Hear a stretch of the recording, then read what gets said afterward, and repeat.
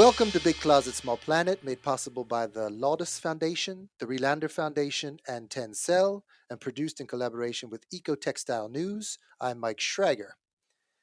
If you are listening to this podcast, you are likely to be highly aware of the environmental and social impacts of the fashion industry, of course, and even the critique of fast fashion. You know, fast fashion, the fact that innovative fashion companies have made the cost of fashion so affordable, which has led to a type of constant consumption. Cheap fashion, new styles all the time, leading often at times to impulse purchases for trendy clothes, always following the new style without, and this is the key, breaking an average person's budget, right? I remember recently when I heard about the behavior of a social media generation buying clothes on e commerce platforms, getting them home and taking selfies with them, and then sending them back because the shipping was free. And I thought, wow, this is super fast fashion and it's fun, and I can imagine why this is taking off. But we can see the opposite sides of that. So, my guests today are working with digital solutions that may be able to address the overconsumption part of all this. And I don't know, because being a Gen X person, if these solutions are right for me. They seem pretty far out. But I will let you decide what potential they have. So, welcome Amber Sluten. I don't know if I pronounced it right, and Andriana Hoppenbauer. Have I destroyed them? So, Amber, you are the creative director of a company called The Fabricant. And Adriana, you are the commercial director. Do I have that right? Correct. Okay. And tell us then about what you do at The Fabricant. What is it specifically that your expertise is and that you work on? So, The Fabricant is a digital fashion house. We make clothes that are always digital and never ever physical. With that, we basically waste nothing but data and exploit nothing but our imagination. So, what we do is we create digital experiences, either for brands or for consumers themselves, in order to use fashion in a more sustainable way by creating digital clothes. And with those, people can interact with. We create experiences. So there are all kinds of things we can do with this new technology. And basically, we're trying to see if the future of fashion can be digital, and we see a lot of opportunity in that space. Okay, so I'm trying to get my head around this. Digital clothing. How does it work in practice? Yeah, so we work with 3D modeling, which is a new technology that hasn't been out so long yet. It is basically the fact that you can create clothes digitally using different type of technologies, and it can calculate how the fabric moves without needing to use any physical product. So within the car industry and the architecture industry, 3D has been used for many, many years in order to create a building or a car before it's been made, so you can see what it looks like. This recent technology has been on the market for clothes, or it has come in the market for clothes recently as well. So with these new technologies, you're basically able to create a garment, fully see what it looks like, how it will turn out before you're creating it. But we saw a huge opportunity in that market as well because there's just too many clothes in this world. And the overproduction of fashion is a big problem. So we were thinking, hey, isn't it interesting to see if we can wear these clothes, these digital clothes, in the future, since half of our lives are digital anyway.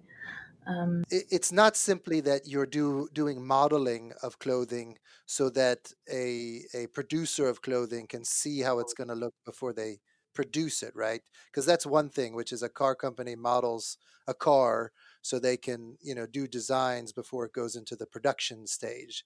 But you're going beyond that. You're actually making these designs so that our online digital bodies actually wear them and treat them as symbols for fashion identities on social media and on the digital world. Is that right? Is that how I got it?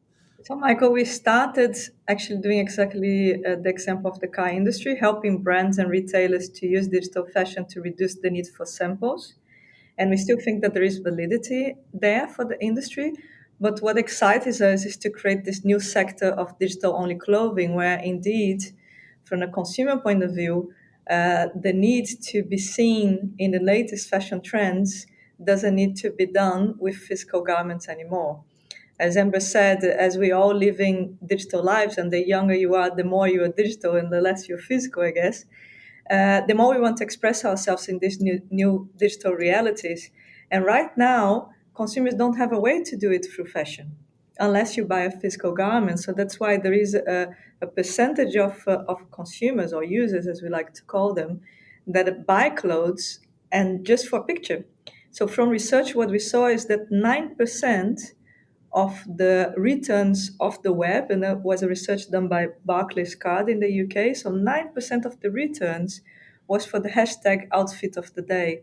So the behavior of wanting to wear something in your digital life already exists, but the digital garments to do that are not available yet. And that's exactly what we are about to make available to the public. So, at what point did you decide as a company that this was where you wanted to head? I think it was always in our vision, but it really started taking off last year when we started giving our own creations for free for people to download in our website. And every month, our designs were being downloaded more and more and becoming bigger and bigger, and that community of followers was growing. And it was surprising us, to be honest, because the files we were giving away were highly technical. Unless you were somebody with the technical knowledge, you wouldn't be able to do much with it. So we asked the people that were downloading, why are you doing it and what would you like to do with it? And unanimously, they said, we would like to wear it. We would like to wear it in our digital lives. Can you make it possible? And more or less at the same time, we also auctioned a dress, which was the very first digital only dress, Amber's creation, in blockchain. And that dress was sold for $9,500. And as of suddenly, we had people asking, we want to wear digital dress, and people paying a lot of money for it. So something had happened, and digital fashion came on the news. So especially the auction was everywhere. Like, we had the coverage on Forbes, we have coverage on BBC. We became like world known from one day to the other. But most important, that conversation about the possibilities of digital fashion became reality. And that gave us the confidence to explore that space further. And that's what we started doing as of last year. Yeah, exactly. And I think also the whole sustainability point of view, like people are looking for another way to express themselves. And, with all the serious messages coming out of brands burning their collections, rivers in China turning color of the next fashion season, all of these very serious messages, people have lost the fun in fashion a bit, in expressing themselves. And they find it very hard to connect to brands still. So we wanted to also, with our promise that people are still having fun and they actually could create their different lives in these virtual worlds. And it's actually also all about expressing yourself for fun again, without having the impact on the planet. Interesting. So you mentioned that when you sold this piece of clothing you designed for 9,000 US dollars. So now that since that happened, uh, how do you see this kind of business model developing? Because 9,000 US dollars for a piece of digital, well, you could call it art and such, is not the price for the average person, is it? How can something like this work, do you think, on a mass scale? What's the business model that you're thinking about? Yeah, so if that's a very good question, because that's the question exactly that we had to ourselves, how we can actually make it available to everybody, not to one person that had the opportunity to buy it.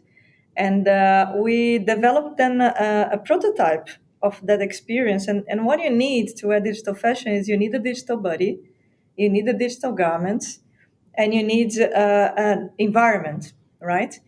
So we created a prototype of that experience, and we went to show to brands, and we went to show to users, and we got a very positive result. And one of the questions we had for both was, how much would you be willing to pay for it?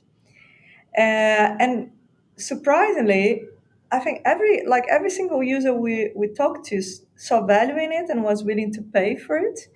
Now, because it's very new, the ability of valuing it, it ranged from literally from €1 to €100, which kind of shows that people don't quite know how to value that. But then we looked at where it's already happening, right? And where it's already happening is in the gaming environment, where Fortnite is able to sell skins ranging from $8 to $20. And those pieces of clothes, which are digital clothes, only last actually for the game. You don't own it, and as soon as your character dies, it dies with you. So so that was kind of really, from a pricing point of view, really paradigm shifting, right? Because they show that you're able not only to monetize it, but to actually sell it for a significant high value, considering that the average global price of one piece of garment is $20. They were actually able to sell digital fashion that exists for a very short duration for that same average value. Okay, wait. So for I'm dating myself. I'm one of these old people who doesn't do gaming so much. Uh, these are avatars in Fortnite that you have, like my avatar, that I then can buy clothing for, and I pay a certain amount, and I have that clothing for that avatar for the period of the game. Did I understand that right? Exactly. Yeah. Oh, Yeah. oh my gosh! So how big of a market is that? Is that Fortnite is huge, right? The gaming market is huge, Yeah. so it's forecasted, and it's kind of an estimate because of course every game has its peculiarity.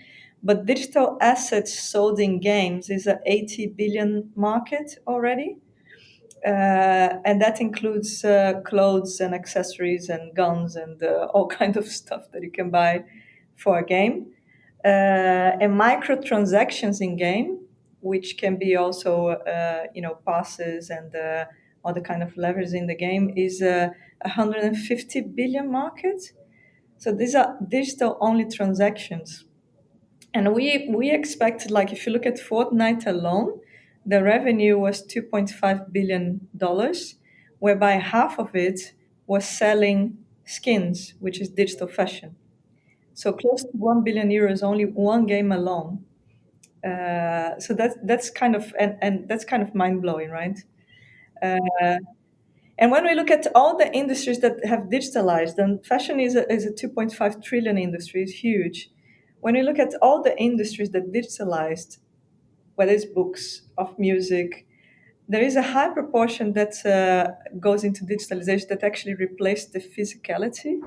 Music is an interesting one because actually the whole industry went down before it started going up because people really replaced so fast the whole vinyl culture through streaming that actually the total industry in value went down.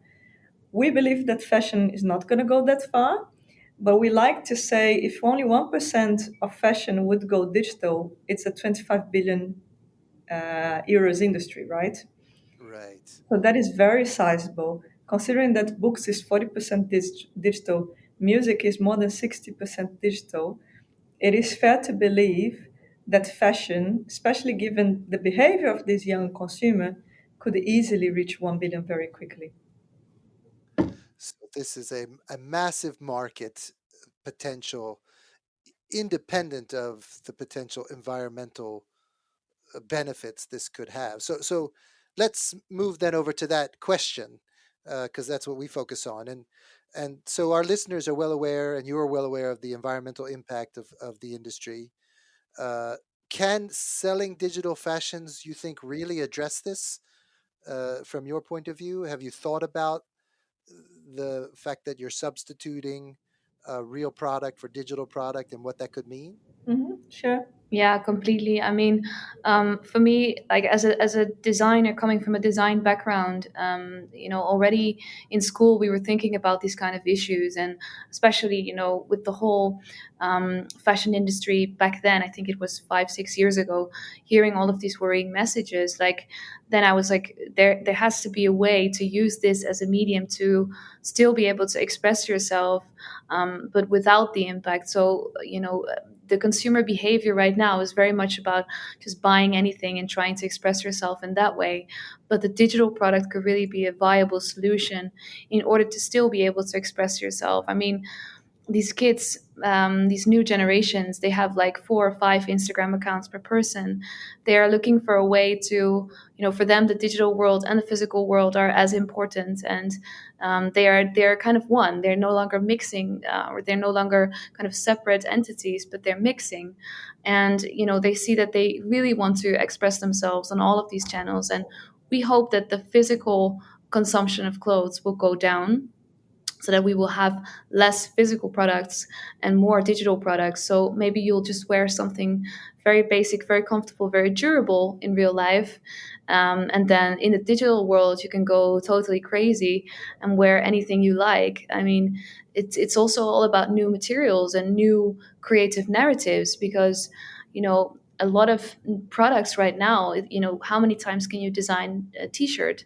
While in the digital world, you can set that t-shirt on fire, or you can let it drip with water, or anything you like is possible, because there's no limitations, even of gravity. So it's a whole new world to explore, regarding fashion, and we think that that will also draw people closer to wanting to wear something digital, because it is so cool to wear something that is not possible in real life. Mhm. And I was thinking, trying to relate to the environmental and sustainability movement. Uh, we have been trying for years to reframe the business role by saying that we should be selling the service or the solution as opposed to the product. So, for instance, within the car industry, for the last 20 years, we've talked about that companies should be looking at how they work with mobility instead of working with building cars, which would free them up to see lots of different innovative potential services and solutions. And I would just apply the same logic to fashion, which is what is it that these fashions and provide beyond the basic need to be clothed so you can go outside and feel comfortable and all those basic needs. On top of that, our fashion identities are driven by lots of other needs that perhaps we can meet in different ways. Is this how you see it as well? Yeah. Yeah, absolutely. So I think what we like to quote is clothes protect your body, fashion develops your identity, right? So if you go to the core need for fashion is a social need. You want to establish your identity and be recognized as a certain type of person by your peers. Now, our social connections are happening digitally right now, more and more, right? And especially again, when you talk to young consumers, the reason why Fortnite is so popular and why skins were so there is because it's a social game where you have your character and your character wants to look cool. The reason why social media is so popular is because you're developing and curate your whole identity for your peers in a digital environment. So when your identity is living in the digital space, why would you need physicality for that? Why would you need physicality to develop your and create your fashion identity? And that is why you see the service we are providing is that exploration and creation of your identity in the digital space, whatever the digital space is going to be. So the product that we're about to launch in the market in the second half of this year, it is a space where you can create your digital identity, you can dress yourself, and you can share it in the social media channels. But ultimately, we would like that to be channel agnostic, that you can move that into a game if that's the case, that you can move that into a conference if that's the case. Whatever is that digital space that you feel you need to profile yourself and establish your digital identity through fashion, that's the Okay, service we'll be providing. that's so wild. So I was thinking about it. Okay, I understand it's novel, it's fun to talk about, and I hear that you're really working through how to develop this. If you could just maybe say a little bit more about that. What do digital fashions need to be able to do in order to replace a significant amount of these fashion purchases for real clothes? Because I'm thinking, do they need to be more cheaper? And you talked about price. Do they need to be super unique? Do you need to be able to sell them on to others? Because I'm thinking of normal clothes, I can swap them, share them, I can upcycle of cycle them. There's sort of a relationship to some of them where they've been my family's passed down. Uh, they could be redesigned. I'm just brainstorming here, but Yeah. have you thought about the different ways that digital clothing need to operate in order to really capture and meet the needs that we're describing? Yes, I think I'll give my take, and Amber can, of course, give her take as well. But the first thing is that you need to create that access, right? Right now, it doesn't really exist broadly. So there isn't no Spotify of fashion right now, a universal digital closet. Doesn't exist, right? So that's what we're creating. We're creating actually a digital closet of unlimited creations. And I think the other piece is the creations. As Amber said, a digital piece of fashion doesn't need to replicate a physical one, because in digital you can create anything from any material that doesn't exist. You can have a dress made of water. You can have colors that don't exist in real life. So that aspect of creativity, I think, is going to be a critical one for people to adopt it. And ultimately, you need to have your digital body, right? You need to have your digital twin. So ultimately, what we are creating is that marketplace that will allow access to fashion, meaning you can build your digital twin, your digital body. You can go to this digital wardrobe where there are going to be unlimited amount of creations from brands, but also from independent creators. You can try them on, you can share it, you can own it, and you can also trade it. Yeah. That's how we see it evolving. Yeah, I think, the fact that you're able to basically from anywhere in the world download and wear items instantly, that is something completely new to this concept, because you always have to wait for your package. You order something online, you're waiting for it, maybe, well, right now lead times will be, if you order something, maybe a day. So it's not really instant, and also environmentally it's not really good. So the fact that you have instant access to any outfit you like, you can put yourself in this look, then you can take pictures of yourself or express yourself with this new experience, and then post it online. That is something completely new, and I think what makes this so interesting is the fact that you have this endless place to experiment. Also, if you look at this whole new generation, they're quite fluid. They had quite have a fluid life, a fluid identity. What I mean with that is that they fluctuate between different identities. They're not just one person, but they have many layers of identity. And maybe even kids in the future, for instance, would love to experiment with what it's like to have a female body for a day, or maybe have a non-binary body, or maybe just experiment with their own like kind of preference of what they would like to be. And in the real world, if you cut off your hair, or if you dye your hair pink, it's just going to be like that for the next half a year. While in the digital world, you can experiment with it. You can go completely crazy with what you want to wear. So we hope that this will also spark a huge new wave of creativity, and that we will be able to kind of see the fun again in this expressing yourself, because I think it's a human need to express ourselves. And you mentioned earlier something about blockchain. So I took that as that you can use new blockchain techniques to be able to authenticate who owns digital clothing or a piece of digital clothing. Is how do you see blockchain coming into this? Yeah, exactly as you said. I think blockchain is a core element of this experience, whereby it allows you to indeed credit that creation and make it unique. And that is as much valid for your own identity, because what we foresee is that everybody will have digital identities, and it's going to be your digital twin in your representation, but mine is going to be different than yours. And in that case, the blockchain is my DNA versus your DNA is going to be different, right? And the same for clothes. I can buy a piece of clothes, I can resell it, but imagine that we can also play with limited editions. So there are only 10 items of that digital piece, and blockchain will allow it to identify which of those 10 items are, and in a way prevent counterfeit in the digital space, but also allow for completely new models that are already emerging, like shared ownership of items, like indeed ongoing auction models where items get more expensive, but the person that bought it first keeps earning through the life of that product as it gets handed through different hands and traded further.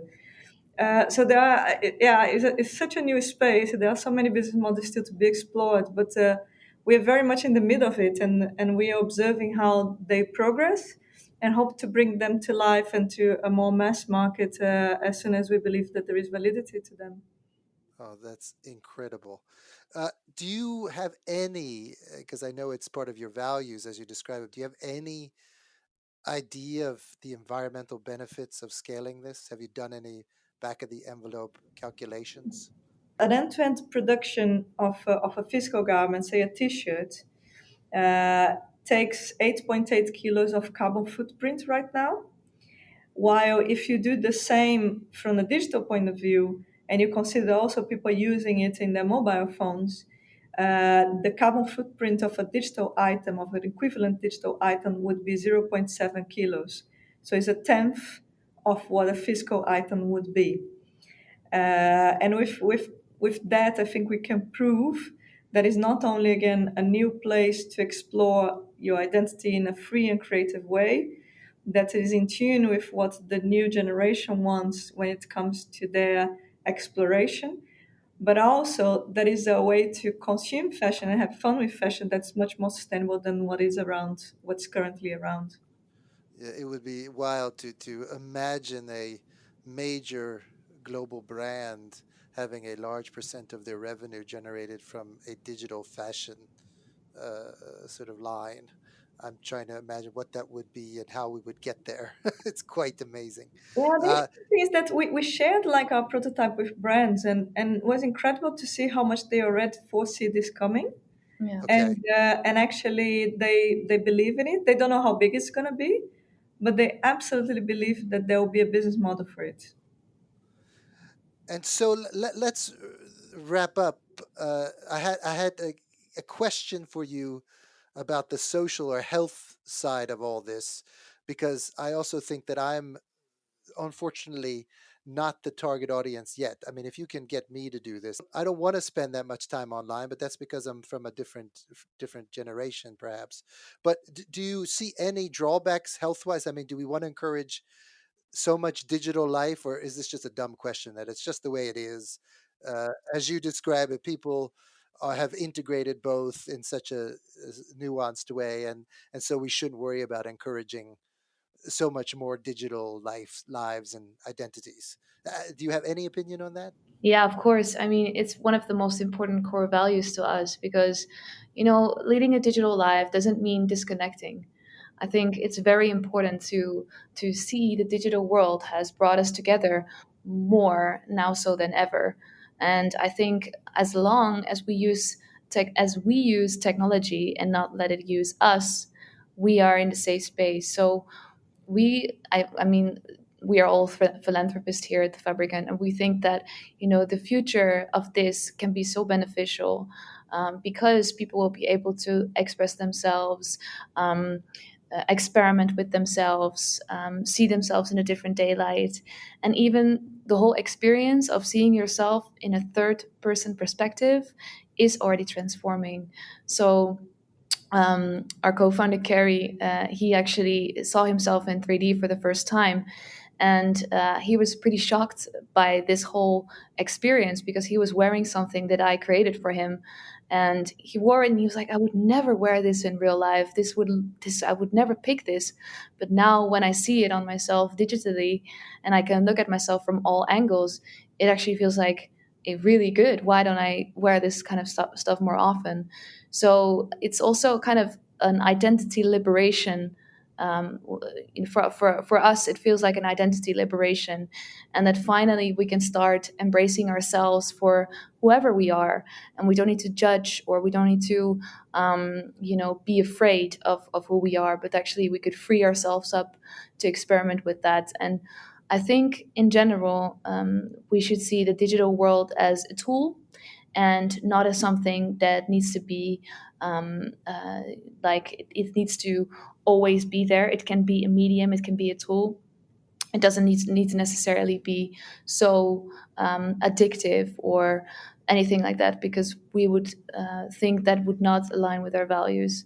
So the whole idea of this is that in the future, this will be much more of an integrated thing, and you will be able to use that anytime you need it, but it won't rule your life like as we do now. Yeah. So your tagline for the Fabricant is a digital fashion house uploading the human to the next level of existence. That's pretty interesting. Thank you very much for talking with me today. Thank you for Thank having you, us. Michael.